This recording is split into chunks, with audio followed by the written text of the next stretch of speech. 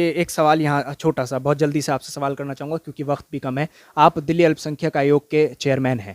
آپ نے اس طرح کی تمام چیزیں کی, نوٹس بھیجے, مسلمانوں کی جو اس وقت استھتی ہے اس پر آپ نے آواز اٹھائی. لیکن جب ہم بات کرتے ہیں کیندر کی منتری صاحب کی, جو کہ مختار عباس نقوی صاحب ہیں, الپ سنکھیک کاریہ منتری, انہوں نے ایک بار بیان دیا کہ مسلمانوں کے لیے ہندوستان سورگ ہے, جنت ہے, اور آج پھر انہوں نے کل بیان دیا ہے کہ مسلمان اس دیش میں پھل پھول رہا ہے, اور جو اسلاموفوبیا پھیلانے والے ہیں اور جو پردھان منتری نریندر مودی کے خلاف جو لابی ہے وہ جو کام کر رہی ہے وہ اس طرح کے بیان بازی کرتی ہے اور لوگوں کو ڈرانے کا کام کرتی ہے.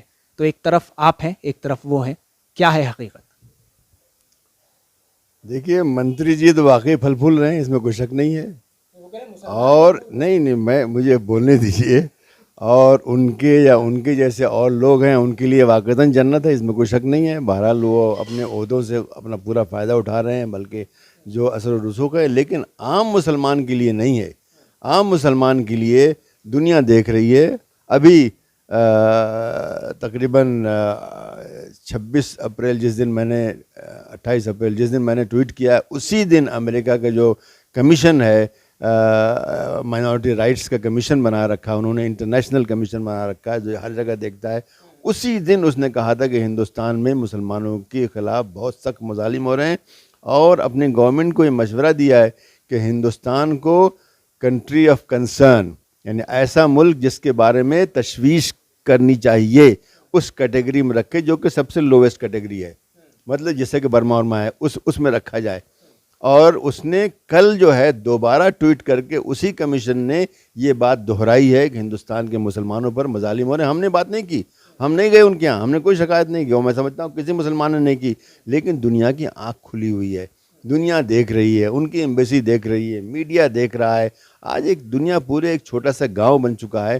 آپ کوئی چیز کسی محلے میں کریں گے وہ چھپی ہوئی نہیں رہتی, فوراً معلوم ہو جاتی ہے. تو دنیا دیکھ رہی ہے کہ یہاں کیا ہو رہا ہے. کورونا کے نام پہ مسلمانوں کے خلاف کیا کیا گیا, تبلیغی کے نام پہ مسلمانوں کے ساتھ کیا کیا گیا, پھر اور بھی بہت سی چیزیں ہیں. ابھی انہوں نے فساد کرایا تھا, فساد کو اب کس طرح سے الٹا کیا جا رہا ہے. فساد میں مسلمانوں 90% ان کا نقصان ہوتا ہے, تقریباً 80% لوگ مارے جاتے ہیں, 19 یا 21 مسجدیں جو ہے تباہ کی جاتی ہیں, کئی سو مکان جو ہے جلائے جاتے ہیں اور بلاسٹ کیے جاتے ہیں, کئی سو دکانیں جلائی جاتی ہیں, بلاسٹ کی جاتی ہیں, ورک شاپ, گراجز کیا جلائے جاتے ہیں, اور گاڑیاں جلائی جاتی ہیں, سینکڑوں گاڑیاں جلائی جاتی ہیں, جو بھی معلوم مسلمان کی جلا دو اس کو. اس کے بعد اب کہا جا رہا ہے, بلکہ پولیس کی طرف سے یہ کوشش ہو رہی ہے کہ سارا الزام مسلمانوں پہ ڈال دیا جائے, اور وہ بچے جو کہ مظاہرہ کر رہے تھے, مظاہرہ کرنا ہمارے قانون کے تحت, ہمارے سنویدھان, ہمارا جو آئین ہے, ہمارا کانسٹیٹیوشن, اس کے تحت مسلمان نہیں بلکہ عام ہندوستانی کا حق ہے کہ وہ پرامن طریقے سے, پیسفل طریقے سے ایجیٹیشن کرے, پیسفل طریقے سے پروٹیسٹ کرے. یہ وہ لوگ کر رہے تھے, کوئی انہوں نے پتھر نہیں پھینکا. سارے مظاہرے جو پورے ہندوستان میں ہو رہے تھے, شاہین باغ سے لے کر کے کہاں کہاں, گلبرگہ اور بہار اور کہاں کہاں ہو رہے تھے, کوئی 600-700 جگہوں پہ ہو رہے تھے, کہیں کوئی پتھر نہیں پھینکا گیا. پتھر اگر پھینکا گیا تو کپل مشرا نے یہاں پھینکوایا, اور اس کے بعد ہی یہ سب شروعات ہوئی ہے. تو اس کے بعد اب ان بچوں کو گن گن کر کے پکڑا جا رہا ہے, اور ان پر جو دہشت گردی کا قانون UAP ہے وہ لگایا جا رہا ہے. مطلب یہ بہت ہی بڑا ظلم ہے جو کہ اس ملک میں ہو رہا ہے, اور جو لوگ کر رہے ہیں میں سمجھتا ہوں کہ وہ لوگ کل پچھتائیں گے کہ انہوں نے بہت غلط کام کیا. اس لیے کہ اگر یہ قانون آج ان معصوم بچوں پہ لگایا جا سکتا ہے تو کل ان پر بھی لگایا جائے گا جو کہ یہ سب ظلم کر رہے ہیں. تو ان کو ہوش میں آنا چاہیے. یہ دنیا کبھی کسی کی نہیں ہوتی ہے, یہ دنیا ختم ہوتی ہے. اگر یہ دنیا ختم نہ ہوتی تو آج فرعون, حامان اور شداد اور کون آج ہمارے سامنے موجود ہوتے, لیکن ایسا نہیں ہے. صدام حسین موجود ہوتا, قذافی موجود ہوتا, لیکن سب چلے گئے. تو ان لوگوں کو بھی جانا چاہیے کہ کل بھی ان کا جانے کا وقت بہت دور نہیں ہے.